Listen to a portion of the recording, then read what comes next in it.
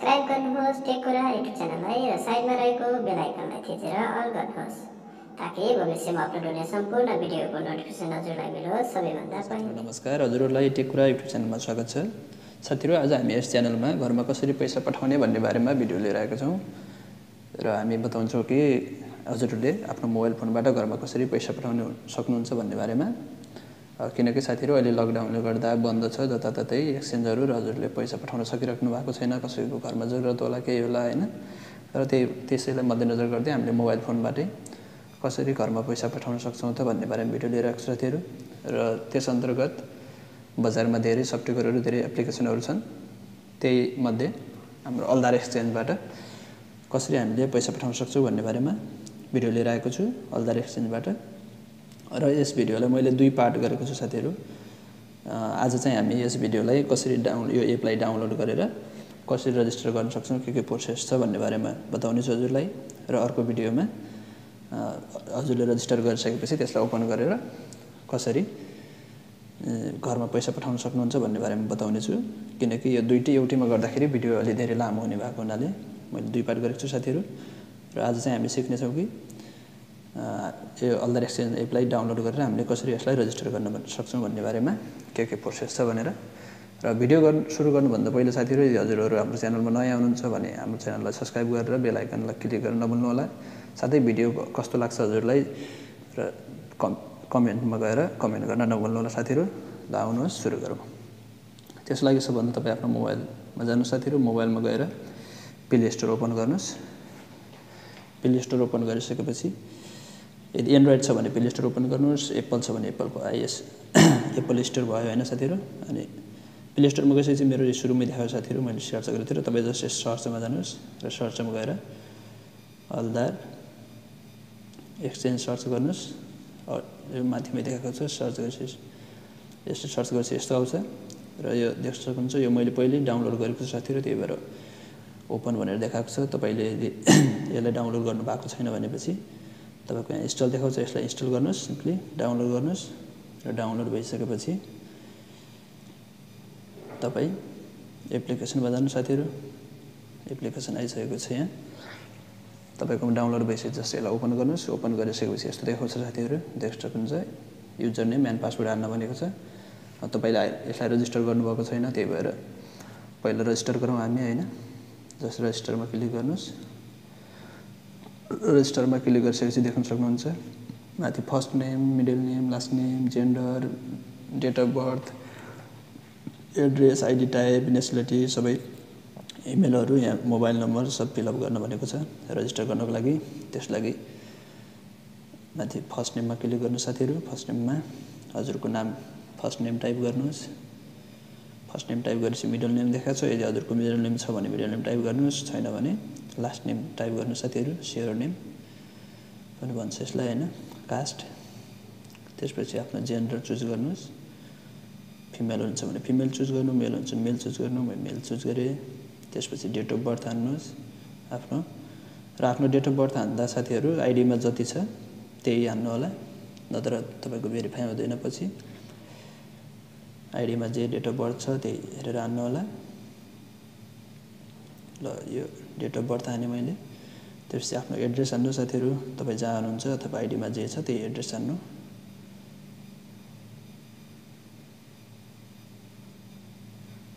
Address हानिसकेपछि ID type भनेको छ, ID type working visa, okay. Nationality choose गर्नुस्, तपाई कुन नेसनालिटी हुनुहुन्छ। अभियसली मेरो यो आवाज सुने अनुसार त नेपाली नै हुनुहुन्छ होला। यदि बाहिरको हुनुहुन्छ भने जुन देशको हुनुहुन्छ नेसनालिटी चुज गर्नुस् आफ्नो।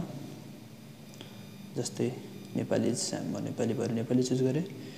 त्यसपछि कतार आइडी हाल्न भनेको छ साथीहरु। आफ्नो कतार आइडी नम्बर यहाँ टाइप गर्नुस्।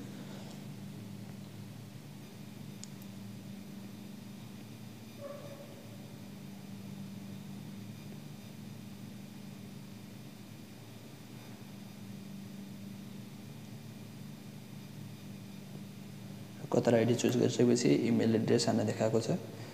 इमेल जरुरी पर्छ साथीहरु, यदि इमेल भएन भने सायद हुँदैन जस्तो लाग्छ मलाई। इमेल चुज गर्नुस् आफ्नो।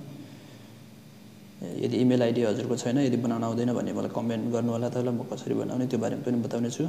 आफ्नो इमेल आइडी चुज गर्नुहोस्। इमेल चुज गरेपछि कन्फर्म इमेल भनेको छ, फेरि इमेल कन्फर्म गर्नुहोस्। त्यसपछि मुनि लास्टमा मोबाइल नम्बर हाल्न देखाएको छ, आफ्नो मोबाइल नम्बर टाइप गर्नुहोस् र यति टाइप गरेर यो सबमिटमा क्लिक गर्नुभयो भने यो सब टाइप गरेर हजुरले सबमिटमा क्लिक गर्नु। सबमिटमा क्लिक गरिसकेपछि तपाईको रजिस्ट्रेसन सक्सेसफुल भन्छ अनि तपाईको इमेल आइडीमा एउटा इमेल आउँछ साथीहरु। म अलरेडी यसलाई रजिस्टर गरिसकेको छु, त्यही भएर मैले हजुरहरुलाई बताउनको लागि यस्तो गरेको छु। यो सब टाइप गरिसकेपछि जस्ट सबमिटमा क्लिक गर्नुस्। सबमिटमा क्लिक गरिसकेपछि यो सक्सेसफुल भनेर आउँछ तपाईकोमा। सबै सही हाल्नु भएको छ भने अनि एउटा तपाईकोमा एउटा इमेल आउँछ। अब हामी यसरी तपाईलाई अल्दार एक्सचेन्जबाट यस्तो खालको इमेल आउँछ साथीहरु। Thank you for registering with Aldar Exchange. माथि जस्तो देख्न सक्नुहुन्छ नाम अनि कतर आइडी देखाएर thank you for registering with us in order complete to QID verification please send a 5 second video holding your QID and copy both side of your ID to customercare@aldarexchange.com भनेर देखाएको छ।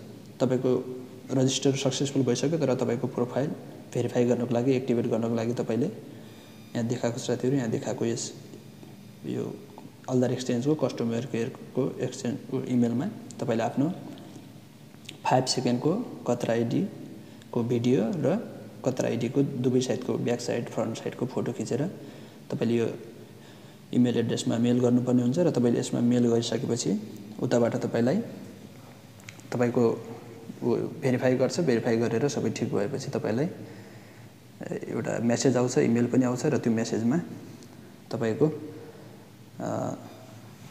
तपाईले यसमा सबै आफ्नो detail हालेर Qatar ID को 5 सेकेन्डको आफ्नो आइडी तपाईको आइडी को 5 सेकेन्डको भिडियो र तपाईको कतर आइडी को ब्याक साइड र फ्रन्ट साइडको फोटो खिचेर यो दिएको यो मेलमा इमेल गर्नु साथीहरु।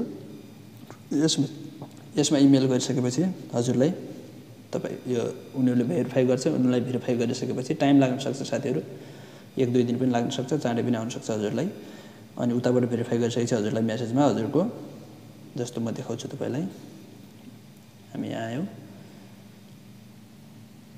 ल यहाँ सुरुमा देखाएको छ, यहाँ युजर नेम हान्ने देखाएको छ अनि पासवर्ड हान्ने देखाएको छ। तपाईको मेसेजमा यो भेरिफाई भइसकेपछि तपाईलाई मेसेजमा यो युजर नेम एन्ड पासवर्ड आउँछ र तपाईले त्यो मेसेजमा आएको युजर नेम र पासवर्ड हानेर सबमिट गरिसकेपछि तपाईको यो एप ओपन हुन्छ। ओपन भइसकेपछि तपाईले फर्स्ट चोटी आफ्नो पासवर्ड चेन्ज गर्नुपर्ने हुन्छ, नयाँ पासवर्ड राख्नुपर्ने हुन्छ। नयाँ पासवर्ड राखिसकेपछि तपाईको यो एप ओपन हुन्छ साथीहरु। र ओपन भइसकेपछि हामीले कसरी त्यो ओपन भएपछि के प्रोसेस छ, कसरी पठाउने त्यो बारेमा म अर्को भिडियोमा बताउँछु। अहिलेको लागि यति नै साथीहरु। हस्त भिडियो हेर्दिनु भयो धन्यवाद। कस्तो लाग्यो भिडियो लाइक कमेन्ट गर्न नभुल्नु होला। साथै केही जिज्ञासा छ भने कमेन्टमा राख्नु होला साथीहरु। Thank you.